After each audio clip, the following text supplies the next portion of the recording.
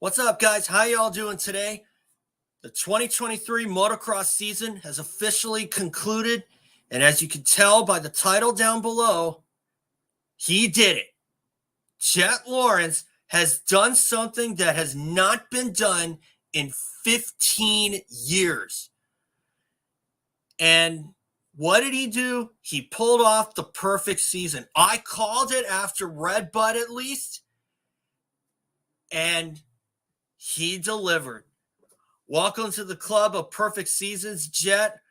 But Chase Sexton pushed him to the limit. I have to admit, though, that when Sexton got up to second right away, I thought there might have been a race, but I think Sexton gave away the first moto on the start. And the fact that Jett Lawrence kind of hit the ground running and managed to pull out like a fourth place start after that gate flinched and Jason Anderson got the bad end of the deal, that we were going to see a race. But Jett, I told you there's no chink in that guy's armor. I mean, that guy could do no wrong. I mean, the only time he got challenged was by Roxon at High Point. And wow. I mean, if anybody didn't see a perfect season coming, they'd have had to have been pretty out of it. They'd have had to go play lottery if they wanted to, and they would not have won. Not going to lie to you. Because, my goodness, I told you, I called it a perfect season from Jett Lawrence, at least after Red Bud, and he still found a way.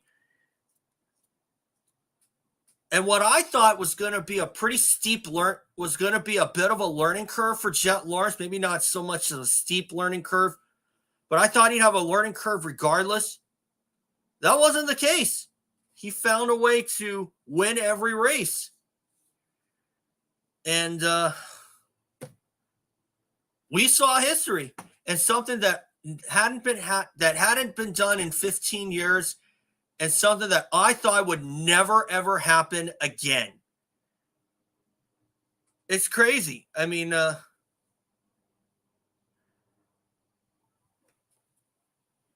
I'm totally speechless. I mean, I thought when Chase Sexton ran him down towards the end of the second moto at Budds Creek, I thought, okay, maybe there's a chance.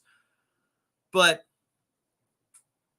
there's no chink in Jett Lawrence's armor.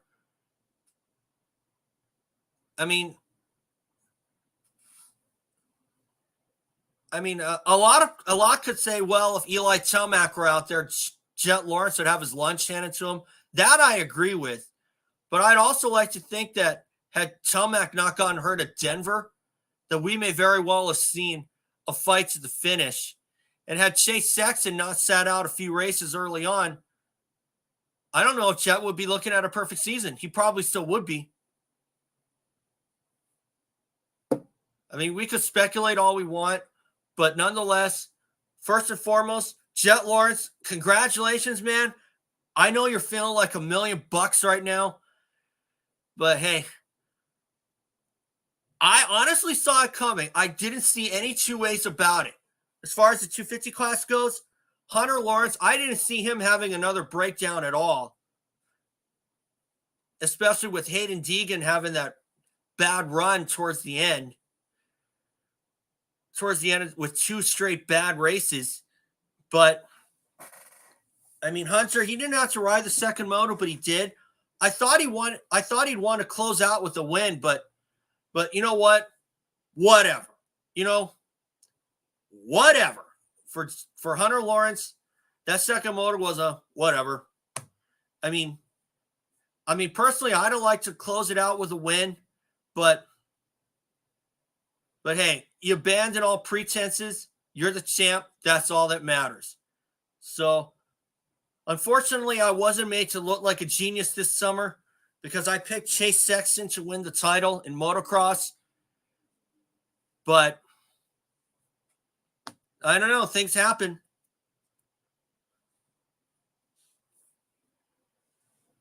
But holy smokes. I mean, we saw history for something that has never been done before and something that hasn't been done in 15 years. Actually, two things that have never been done before. At least with Jett Lawrence sweeping the season, that's one of them. And doing so as a rookie, that's number two. So obviously, I mean, I know that Eli Tomac would certainly have thrown a monkey wrench into Jett Lawrence's season, but hey, things happen. But hey, things happen like they do. Of course, with Ken Roczen going World Supercross, certainly hope that thing gets ironed out for sure. But like I said earlier, if you didn't think Jett Lawrence was going to sweep the season, you were crazy.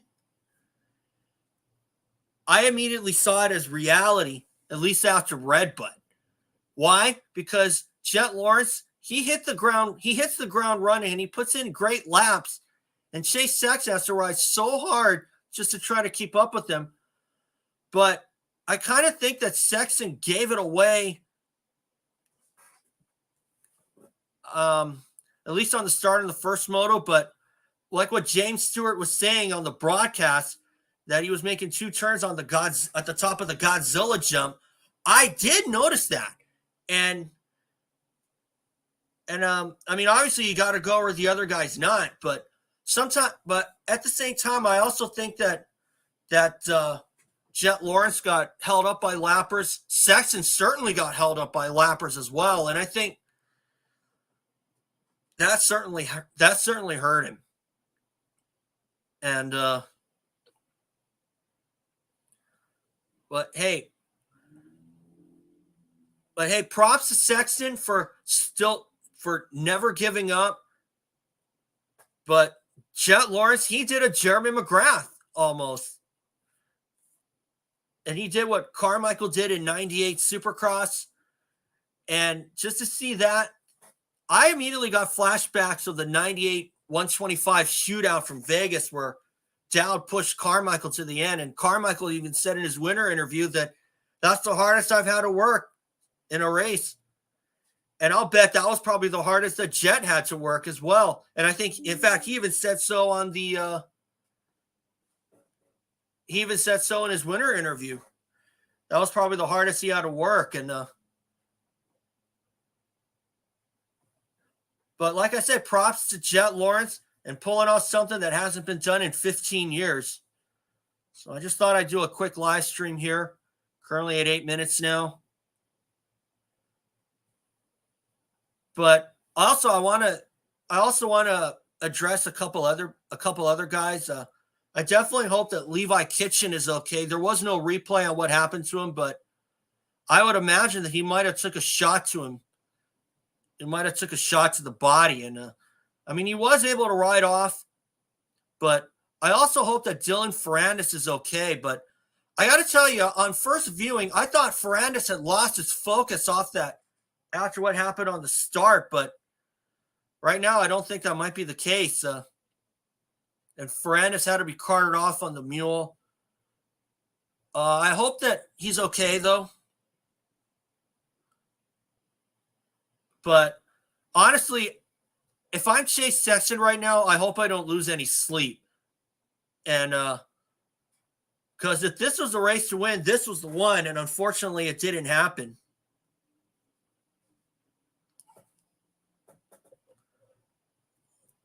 So anyway, we got a week off before the Super Motocross playoffs begin, or Super Duper, as Cooksey calls it.